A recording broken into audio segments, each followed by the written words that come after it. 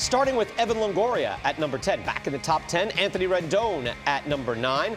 From the Pittsburgh Pirates, Jung-Ho Kang is at number 8. Moving down the list, Kyle Seager of the Mariners at 7. The perennial all-star Adrian Beltre at number 6. And from the Dodgers, Shredder likes Justin Turner. He's at 5. And at number 4, another young star who seems to get better every year, moving up 2 spots on the list, Nolan Arenado of the Colorado Rockies.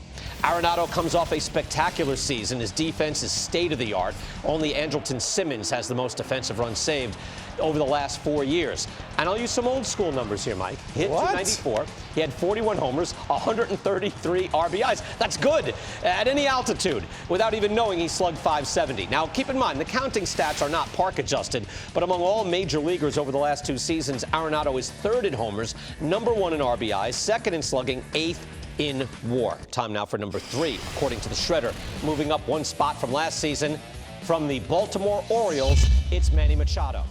Machado's still very young, only entering his age 24 season, and he is joining the elite at this position and at all positions. He slugged .533 last year, played in 157 games, a year after not missing any games. Machado also filled in at shortstop last year, played 45 games there, rated above league average at that vital defensive position. That's pretty good. Machado's defense puts him among the best players in the game. Over the last 2 years, here are the major league leaders in wins above replacement. And the leaderboard, Trout, Donaldson, Mookie Betts, and then Manny Machado. And coming in at number 2, here's where it's at. Who gets there?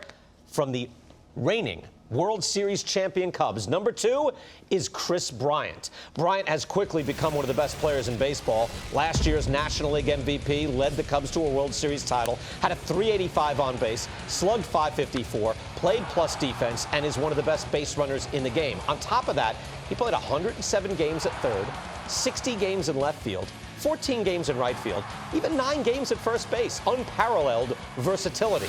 Bryant has been a star from the time he was promoted. As a rookie, he had an OPS plus of 135 and had a 6-win season. He followed that up with an OPS plus of 149 and nearly an 8-win season. That is a superstar. So the time has come. The number 1 third baseman in the game right now, according to the Shredder, and still the champion at third from the Toronto Blue Jays, it's Josh Donaldson. Donaldson still the number 1 man in a stacked field, coming off a season where he beat out Mike Trout as the MVP. Had essentially the same offensive production, making a big jump with a .404 on base. Had a career-high walk rate last year. That's a very good sign. 7th best in baseball.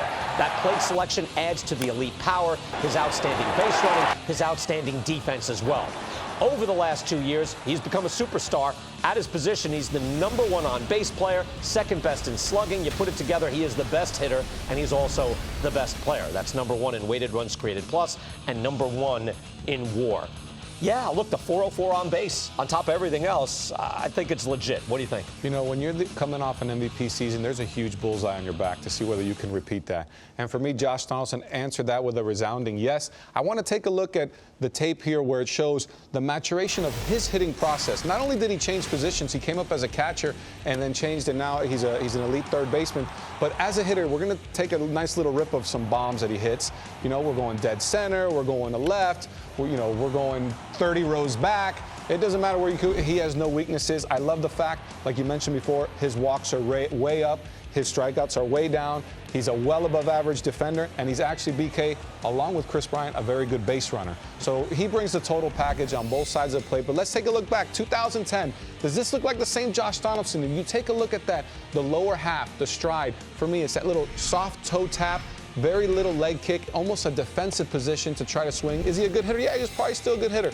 Let's go to 2016. This was Nate Eovaldi, a guy who throws 97. When he throws you a changeup, if you don't stay on the pitch, you're going to pull it foul. Look at the difference in leg kick. This is 2016, and we saw this basically the last 4 or 5 years when you saw he was putting together these huge numbers. For me, the shot on the right shows I am in an offensive position and I am preparing to do damage. In 2010, it just seemed like it was more of a defensive approach. So what do? You got to realize as a player what works, what doesn't, your hands, your feet. Guys are always tinkering to see what works. I'm not saying that he consciously said, this leg kick is what's going to turn me around, but that's a drastic change in approach. And he just took off. Not only in Oakland where it was a pitcher's park, but in Toronto, you know, he hasn't stopped. He's really been someone that's outstanding to watch. I love the fact that he brings energy, he brings defense, he brings base running. and the most important thing for me as a third baseman is the offense. Now, look, I think it's a great story, too, because when he was with Oakland, it was like, hey, he's one of these, like, underrated Oakland A's guys that makes it work. You're right, he absolutely jumped up a level now where he's one of the top superstars in the sport. And then to back it up after the second year, right, that's incredibly impressive. So Josh Donaldson, #1, according to the Shredder.